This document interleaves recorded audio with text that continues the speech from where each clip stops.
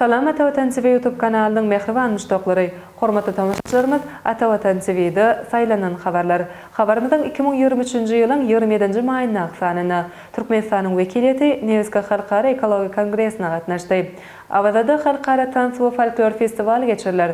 Bütün dünya Sowda Guramasynyň wekiliýeti Türkmenistana geler. Türkmenistan we Rumeniýanyň arasynda bilim ulgamda hyzmat teşkil etmek boýunça resmi nama gol çekildi ýaly habarlar ýetirýäris. Türkmenistanyň wekiliýeti Nevska Halkara Ekologik Kongressine gatnaşdy. Odal hem habar berişimiz ýaly Russiýanyň Sankt-Peterburg şäherinde 10-njy Nevska Halkara Ekologik Kongresi geçirilýär. Onuň işine Türkmenistanyň mejlisiniň başlygy Dünýä Gözel Gulmanowanyň ýoldaşlygyna wekiliýet gatnaşdy. Russiýanyň federal ýygynyň federasiýa geňeşiniň başlygy Valentina Matviýenko çykyş edip, tutuş dünýäde möhüm ähmiýete ýa bolan ekologiýa meselesi babatda pikir alşmak üçin Sankt-Peterburgdaky halkara forumy 50 döwletden 1,5 müň adamyň gelendigini bellädi. Federasiýa geňeşiniň başlygynyň pikirçe kongresiň esasy mowzugyny gözüňe tutup, şeýle geň wekilçilik aýratyn möhümdir. Valentina Matviýenko Russiýanyň ekologiýa babatda alyp barýan işleri barada maglumat berdi. Ol ýaşyl ykdysadyýetli tasamalara has köp orun berilýändigini, howanyň arasy bolmagy uğruna tagalla edilýändigini bellep, beýleki döwletlerden organik önümçilik we ekologiýa syýahatçylygy babatda hyzmatdaşlygy ösdürmäge aýratyn öňserilýändigini belledi.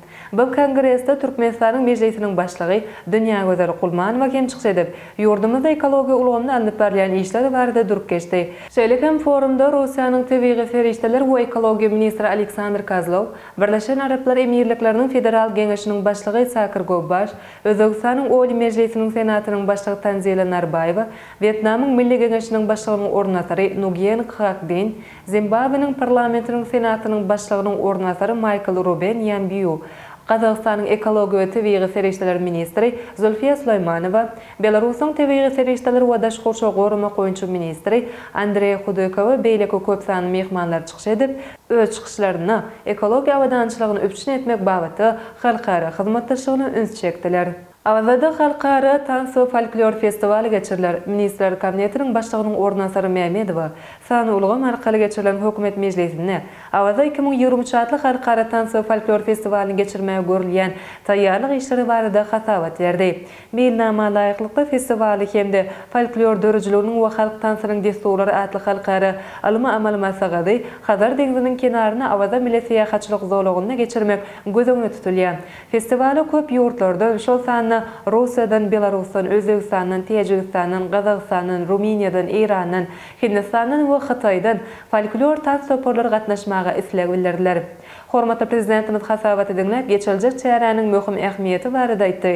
Hemde onuň ýokary guramaçylyk derejesine öpüşin edilmek babatda vice-premieri anyk tawşyryklary berdi. Bütün Dünya Sowda Guramasynyň wekiliýeti Türkmenistana geler. Bütün Dünya Sowda Guramasynyň wekiliýeti 29-30 maý aralygynda Türkmenistana saparda bolar.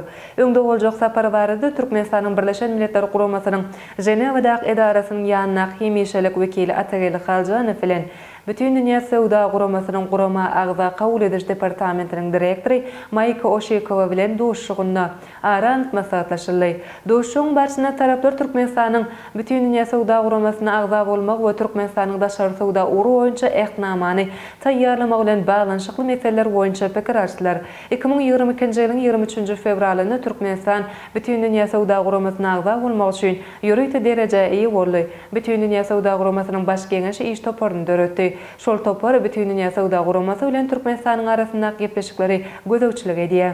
Türkmenistan bilen Rumeniýanyň arasynda bilim ulgamda hyzmatdaşlyk etmek boýunça resmi nama gol çekildi.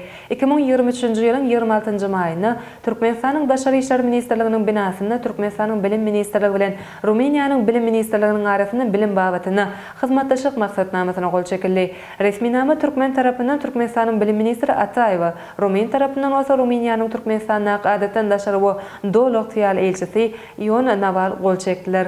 Ine mehriban müştaqlar Atavatan TV'de saylanan habarlar gepleşigimizden şuň kysanyna seýtirmeksen habarlarymyz şurdan ibaret.